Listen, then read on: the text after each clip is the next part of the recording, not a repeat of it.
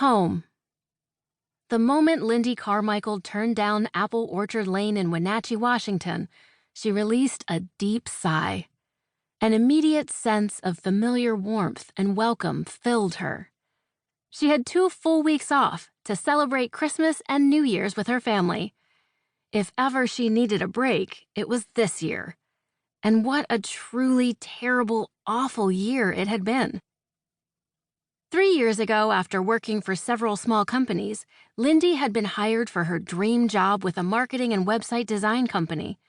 Her degree in computer science, with a specialty in graphics and visualization, plus her work history, was tailor-made for Media Blast. Confident that her creative talent would be a company asset, she'd been sure she'd fit right in. While she loved her job and the opportunity it afforded her, she couldn't help feeling underappreciated. Just before Lindy left for vacation, she'd submitted a campaign for the Ferguson Group, one of their largest accounts. This opportunity to prove her worth was exactly what she'd been waiting for. If her proposal was chosen, then she would get the recognition she deserved. Lindy had never been a quitter. Her dad had once told her that if she did more than she was paid to do, her hard work would eventually be noticed. With time, she'd be rewarded for what she did. Lindy held on to that philosophy and had given this job her all. Pushing thoughts of work problems from her mind, she pulled into the driveway of the home where she'd spent the majority of her life.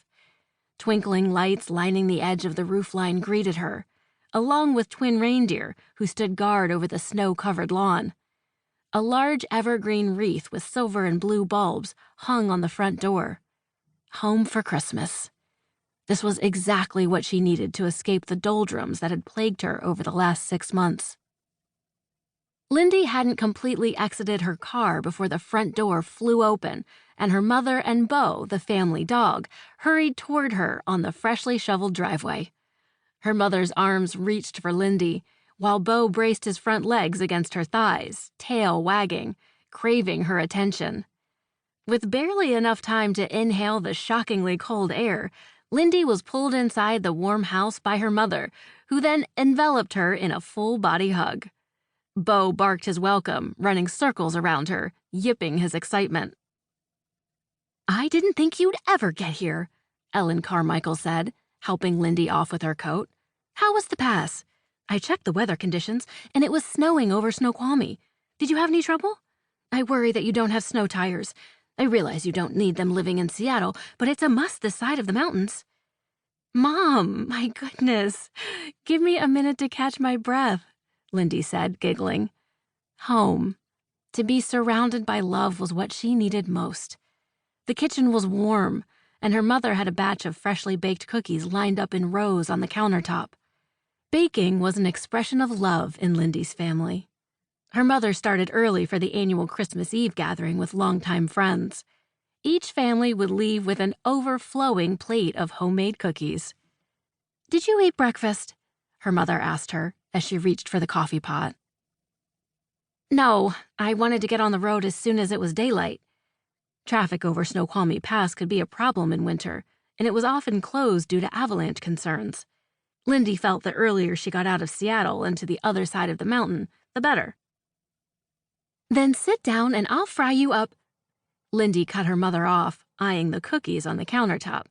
"Coffee and a couple of those thumbprints will carry me until lunchtime." Her mother opened the cupboard for a mug, while Lindy helped herself to her favorite Christmas cookies. Sitting across from her, Lindy smiled at her mother. This was what she'd held in her mind for the last several months, while she weathered the storms life had tossed at her. Home and Christmas. This was the perfect combination to help her out of this deep emotional slump. Her position with Media Blast was only the tip of the proverbial iceberg. Not wanting her mother to fret, Lindy had kept the majority of her various troubles since summer to herself. Nor was she looking to share them the minute she arrived home. Maybe in a few days, after she'd soaked in the serenity of being at home, she would feel inclined to explain. After sampling the first cookie, Lindy closed her eyes. "I swear I could eat a dozen of these."